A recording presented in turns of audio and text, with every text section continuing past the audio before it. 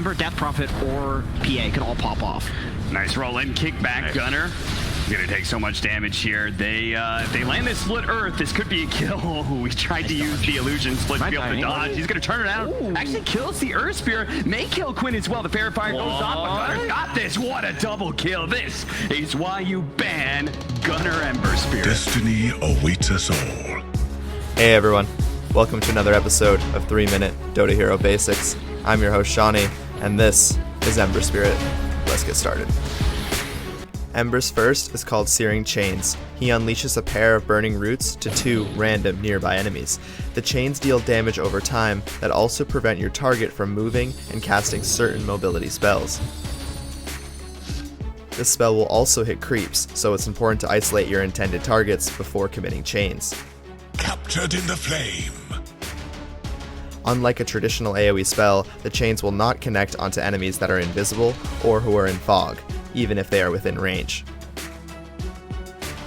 Ember's second is called Sleight of Fist. He dashes around with blazing speed, attacking all enemies in a targeted area before returning to his starting location. Sleight deals bonus damage to heroes and reduced damage to creeps. Sleight of Fist will not be able to hit invisible units, but it can hit enemies that are in the fog of war. The lesson was, run. A staple to Ember's arsenal of combos is to cast Searing Chains following Sleight of Fist. Sleight of Fist effectively extends the range of Searing Chains and also allows Ember to catch enemies in the fog. Remember that the fewer enemies that are in your Sleight, the lower the duration, meaning you'll want to chain pretty much instantly if there's just one enemy. Ember's third spell is called Flame Guard. He surrounds himself with a ring of fire that blocks incoming magic damage and deals damage to enemies in a small radius. Ember can absorb a certain amount of magic damage. Once that threshold is met, he loses his shield. His Flame Guard is as much of a tool to farm as it is to kill, and an added layer of durability in the teamfights. The flame protects me. Ember's ultimate is called Fire Remnant. He releases a remnant to a target location that moves at 250% of his move speed and lasts 45 seconds. Ember can dash to his remnants by using the second part of his ult, Activate Fire Remnant, which will deal damage along the way and explode on arrival. He is granted 3 charges of Fire Remnant and can potentially have all 3 remnants out at once. When Ember casts Activate Fire Remnant, he will dash to all released remnants, ultimately arriving at the targeted remnant. Every time a Fire Remnant is placed, Ember Spirit gets a status buff, showing the duration of the remnant. The status buff disappears once the remnant expires or is used. The charges replenish over time, and it's important to always keep in mind how many remnants you have. His ultimate is one of the best abilities at both closing the gap on fleeing targets and making it to safety.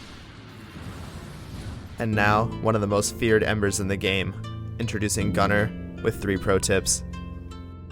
You can send out a remnant during Sleight of Fist and while already dashing to a remnant. This technique helps keep Ember alive since he goes from being invulnerable to dashing to his remnant seamlessly. Enemies are afforded only a small margin of error, as any break in their CC gives Ember a chance to escape. It also allows your remnant to be placed further away if used during the Sleight of Fist.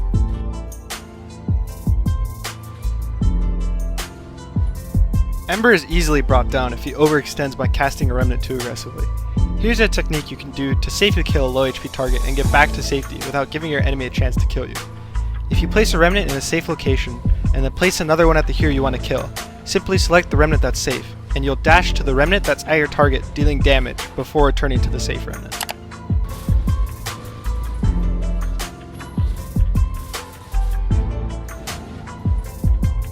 You won't always have Sleight of Fist on cooldown to combo with your chains.